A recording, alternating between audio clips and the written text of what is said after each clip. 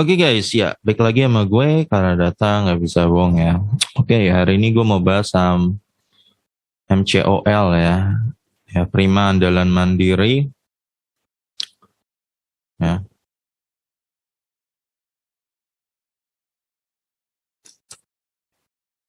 ya kemarin di penutupan sebelum cuti bareng dia naik 11% ya. Hmm, Gede banget. Ya sebelum kita cuti bareng. Ya ini atas request ya, karena katanya mau bagi dividen gede. Dia usaha pertambangan lah, perdayaan batu bara gitulah. Kayak gitu. 61% saham dipegang oleh PT Dika Agung Mandiri, 27% dipegang Prima Andalan Utama, dan masyarakat hanya 10% ya, nggak terlalu liquid sih ya sahamnya. Oke, ini nggak salah baru IPO nih. Ya, 2021 tahun lalu baru IPO. Ya, grafiknya terus naik. Kita lihat aja fundamentalnya ya. Ya, laporan keuangan kuartal satunya belum keluar ya guys, jadi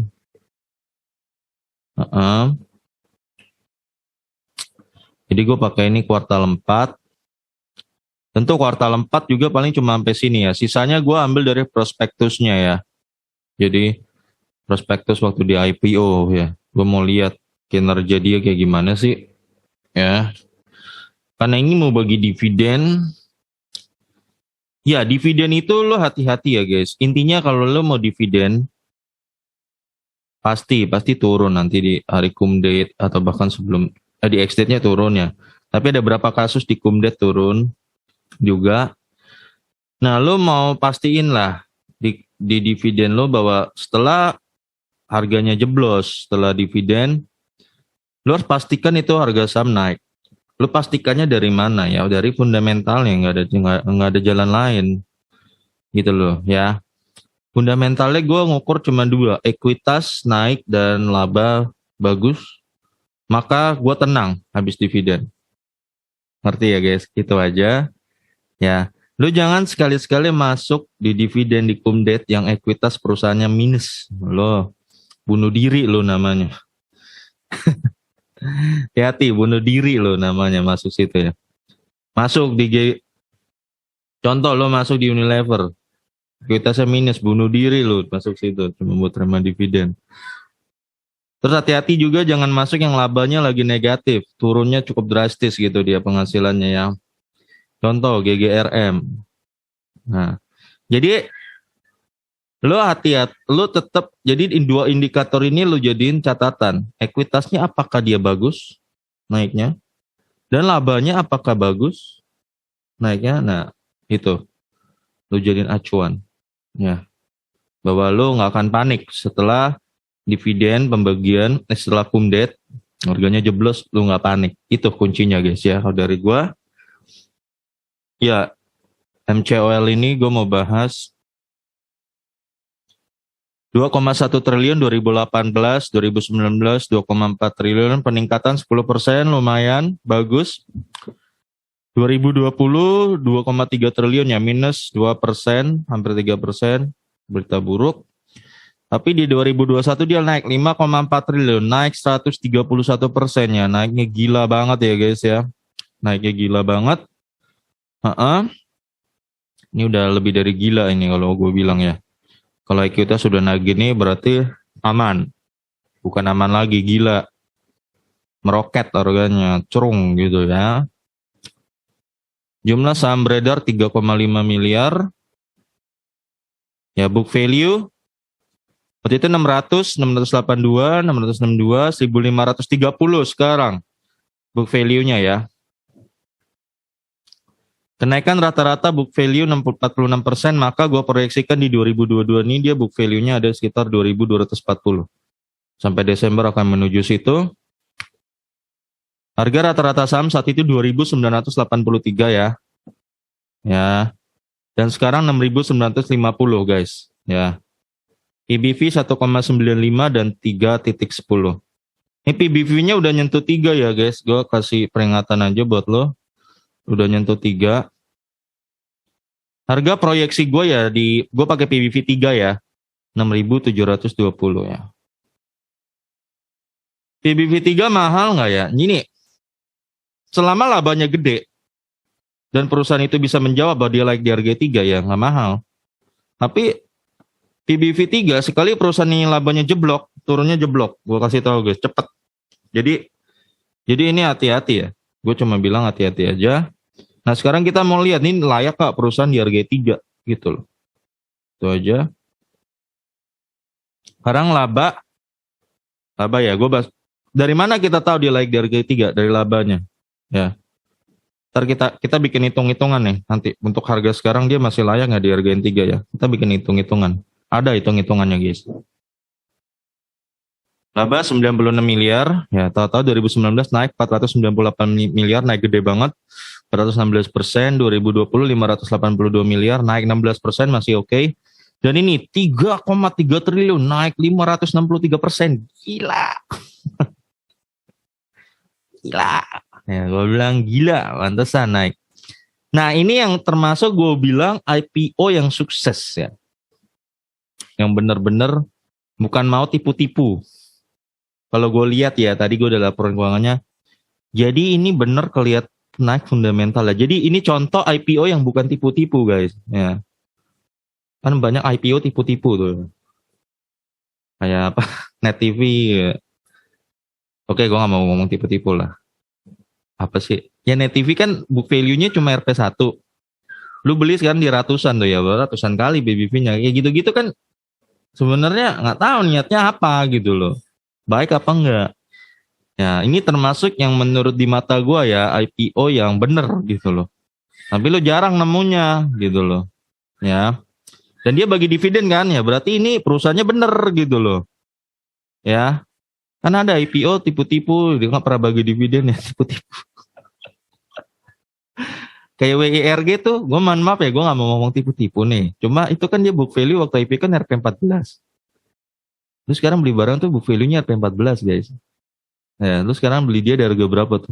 Sekarang dong melonjak sampai harga berapa? Ya udah, tunggu jatuh aja. Nah ini termasuk yang gue lihat bagus setelah IPO ya. Ya, naiknya gede. Dan dia bagi dividen, berarti ada duitnya, nggak tepu-tepu gitu loh. Nah itu, gue kan selalu bilang hindari perusahaan yang nggak pernah bagi dividen. Dan ini bagi ROE-nya gede nih waktu itu nih, 24 dan termasuk down ini yang paling gede 71% dahsyat. Ya. IPS-nya dia punya 1087 ya sekarang ya IPS dan dia bagiin 460 ya dengan DPR 42% berarti lu dapat dividen 15%. 15% waktu itu di harga 4.500 ya. Sekarang 6.720. Nah, sekarang lu pengen tahu kan PBV 3 ini mahal kan? Gini cara ngitungnya. Lu hitung dividennya di harga sekarang. Mana sih tadi? Sorry. Oh, 460 lu bagi nih. Lu pengen tahu nih, 6950 mahal nggak ya? Lu hitung aja. 460. 460 ya? Ya, lu bagi gimana, Pak? 6950. Lu dapat dividennya lu berapa sekarang? 6,6% ya. Masih bisa. Jadi 3 nggak kemahalan. Pas ya. Pas. Bagus, masih tergolong bagus ya. Ini masih ya kecuali kalau dia udah mulai tembus 4% ya berarti udah sedang tuh ya. Apalagi kalau dia cuma dividen yieldnya cuma 3 atau 2% berarti udah kemahalan tuh barang. Ya. Dan ini di harga segini lo masih dapat 6,6%. Ini belinya ini belum mahal. Ya. Ya belum mahal. Kapan sih dia nanti masuk mahal? Ya lo hitung-hitungannya tadi dari dividennya 400. Coba kalau dia harganya 7,5 gimana?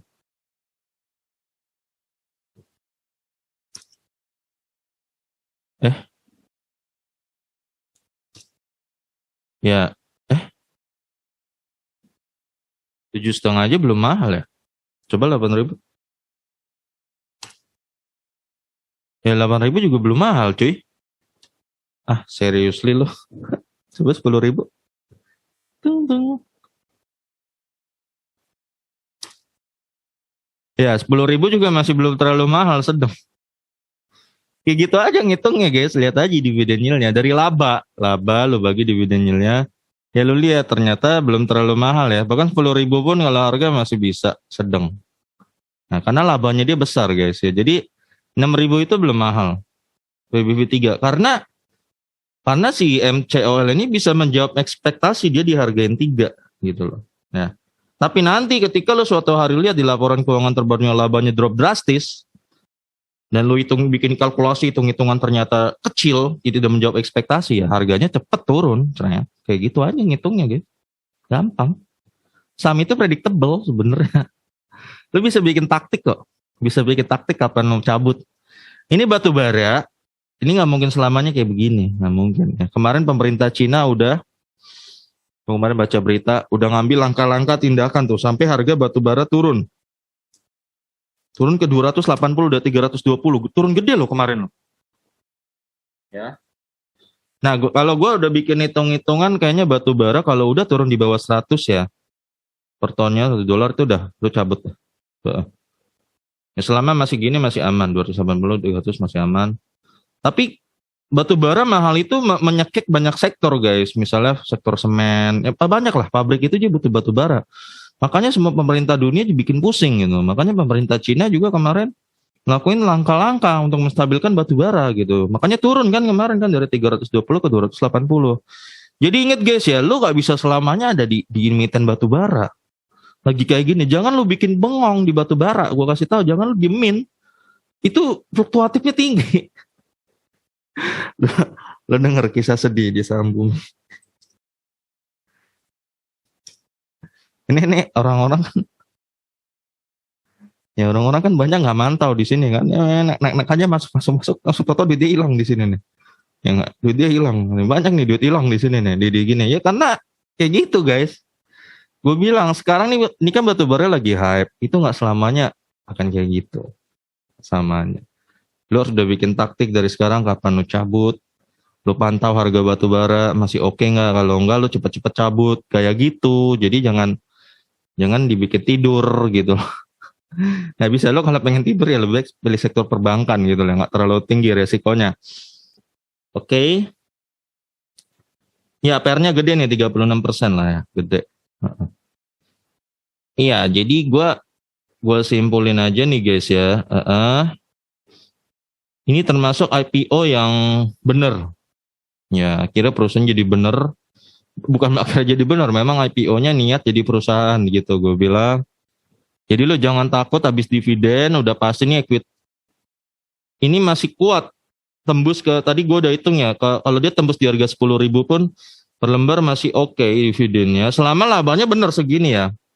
Lo pantau aja labanya, sama labanya dia meningkat, dia akan kuat. Sampai 10.000 juga masih oke, gue lihat sih angka-angkanya tadi.